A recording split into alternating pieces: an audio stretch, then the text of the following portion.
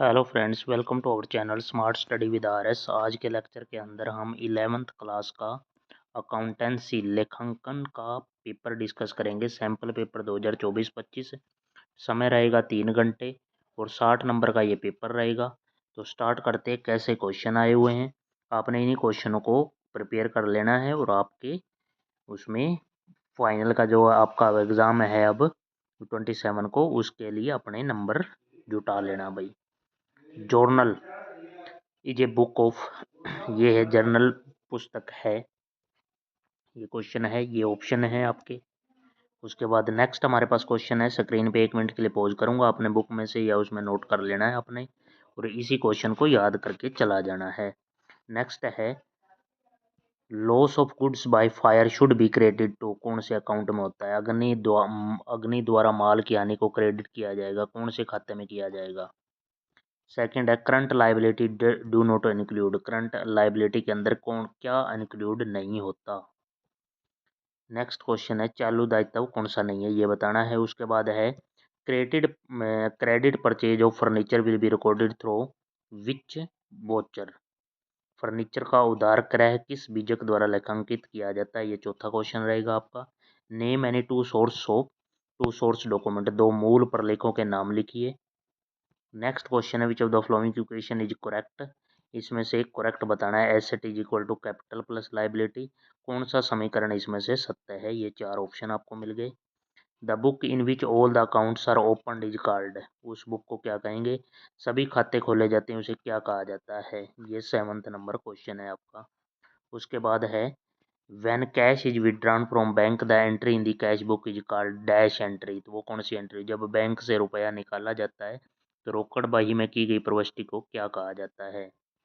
9th number को question है, cash book maintain record of, ये आपके 4 ऑप्शन है, रोकड़ बही में लिखा किया जाता है। ये आपके हिंदी में ऑप्शन हो गए। नेक्स्ट हमारा 10वां क्वेश्चन है, what is the rule of recording transaction in real account, वास्तविक खातों में लेन देन के लेखांकन का नियम क्या है? 11 है हमारे पास, क्या है 11th अजर्टन और रीजन वाला क्वेश्चन है कि depreciation is the fall in the value of fixed tangible asset because of usage, passage of time और accident, and depreciation can be charged on all fixed asset whether they are tangible और intangible, ये reason हो जाएगा हमारा। तो यहाँ पे क्या है ऑप्शन, आपने ए बी सी डी में कौन सा सही है कौन सा गलत है उस हिसाब से करना है। व्हाट इज ग्रोस प्रॉफिट, ये आपका 12वां क्वेश्चन है। सकल लाभ किसे कहते हैं?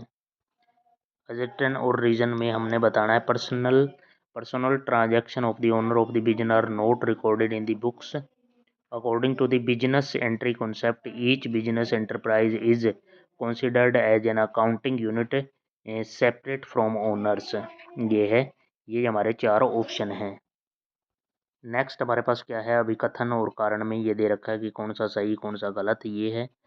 14 नंबर है, closing stock is credit to dash account, अंतिम रहतिया डैश में क्रेडिट किया जाता है।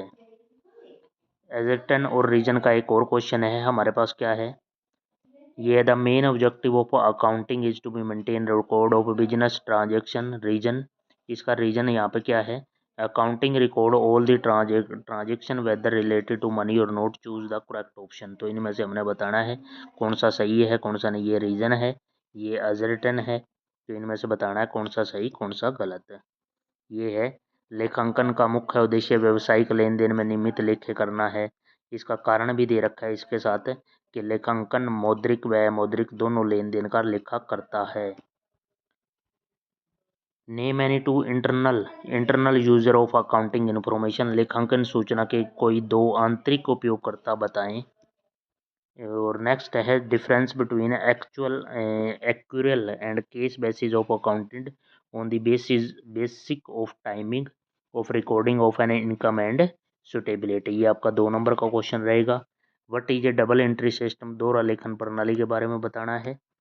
एक क्वेश्चन यहाँ से पूछा गया है, explain the following term, revenue को बताओ, ट्रेड पेएबल को बताओ, या फिर आपको फिक्सियस एसेट और स्टॉक के बारे में बताना है। ये हिंदी में भी है, आपको मैं इंग्लिश में बताता जाता हूँ, हिंदी में आपने खुद से अपना देख लेना भाई। Explain the meaning of any two of the following term. Full disclosure, consistency, materiality और कंजर्वेशन, इन चारों में से आपने एनी टू का को एक्सप्लेन करना है। नेक्स्ट है व्हाट इज परचेज बुक, क्रय पुस्तक किसे कहते हैं।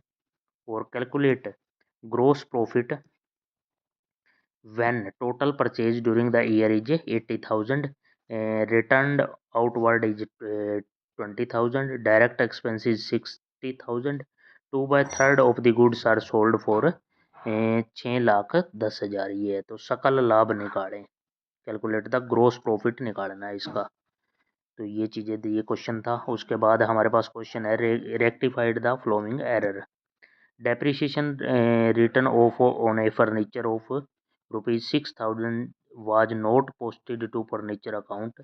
Credit sale of rupam rupees 10,000 were recorded as a 7,000.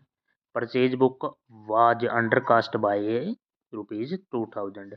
अशुद्धियों का शोधन कीजिए। इन स्टेटमेंट में अशुद्धियां हैं, उसको हमने शुद्ध करना है। ये आपका हिंदी में भी आ गया इसका।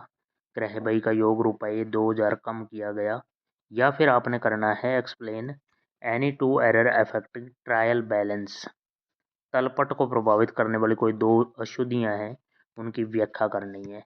24 नंबर क्वेश्चन है हमारे पास। एक क्वेश्चन दे रखा है कि show the effect of the following transaction on the accounting equation. Accounting equation बनानी है इसकी। हमारे पास क्या है, Ramesh started business with this है। कैश उसके पास इतना है 2,30,000, गुड्स का 1,00,000, बिल्डिंग का 2,00,000, purchase goods for cash 50,000, purchase goods for Rahul 55,000। उसके बाद paid cash to Rahul in full settlement 53,000, salary paid 20,000, rent outstanding 2,000। तो इसका हमने बताना है समीकरणों का सारा लेन देन का प्रभाव दर्शाइए। ये आपका हिंदी में भी दे रखा है ये सेम क्वेश्चन। नेक्स्ट हमारे पास दे क्वेश्चन नंबर 25 पे आ गए हैं। Overdraft shown by the passbook of mister Mohan is rupees 20,000। Prepare bank reconciliation statement of December 2023 है, 31 दिसंबर 2023 है। Bank charges debited as per passbook by rupees 500। Cheque recorded in the cash book but not sent in the bank for collection of 2,500। received a payment directly from a customer by bank of 4,600। Cheque issued but not presented for payment 6,980। Interest credit by the bank rupees 10। LIC paid by bank 2,500। तो ये सारा का overdraft shown by the passbook दे रखा है।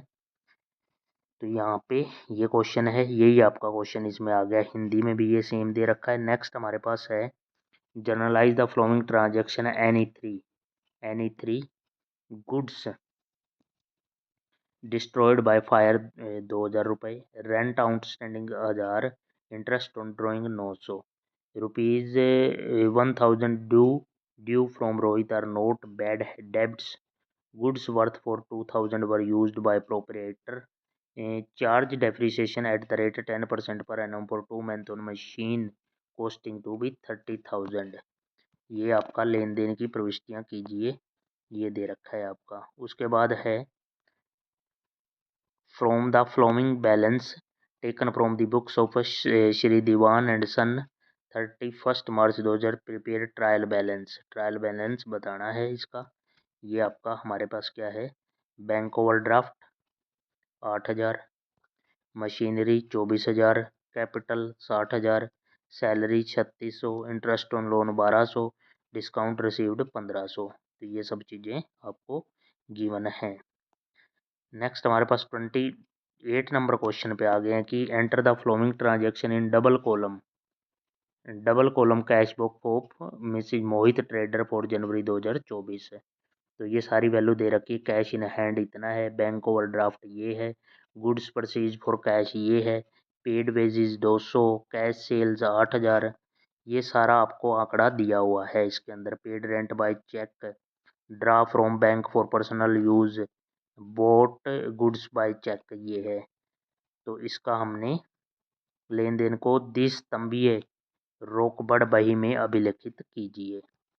ये data complete दे रखा था, या फिर आपको इसमें अथवा मिलेगा, या व्हाट इज ए पेटी cash book, right any 3 advantage for पेटी कैश बुक। लघु रोकड़ बही से आप क्या समझते हैं और इसके लाभ भी पूछे गए हैं। और 29 नंबर क्वेश्चन है हमारे पास कि 1 जनवरी और जुलाई 1 2023 Akash limited purchase a machine of 1,08,000 and spent for 12,000 on the installation. At the time of purchase, it was estimated that the effective commercial life of the machine will be 12 years, and after 12 years, its salvage value will be rupees 12,000. Prepare machinery account and depreciation account in the books of Akash Limited for the first 3 years. If depreciation is written off according to state line method, accounts are closed every year on 31st March.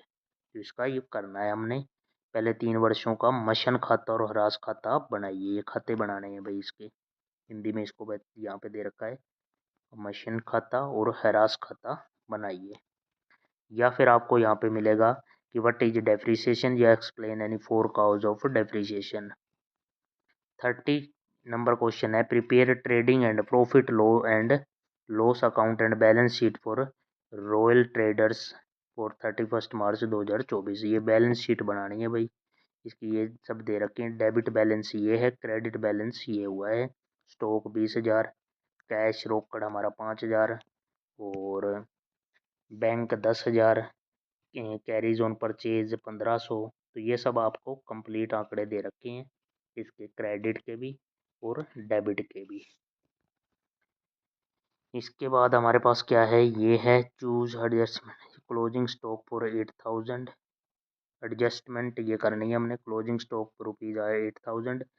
Right of 50% depreciation on machinery. या फिर आपके इसके अथवा में क्या है, but is the purpose of preparing balance sheet का purpose क्या है, ये क्वेश्चन दे रखा है। ठीक है भाई, ये हमारा पेपर था 11th क्लास का अकाउंट का। तो आपने इन क्वेश्चनों को करके जाना है अच्छी तरह से, ताकि आपके अच्छे नंबर आ सकें फाइनल एग्ज़ाम में। थैंक यू फॉर वॉचिंग, और इस चैनल को भी सब्सक्राइब कर लें और बेल आइकन दबा लें, ताकि ऐसे वीडियो आपके पेपरों के टाइम में आपको मिलते रहें। Thank you for watching.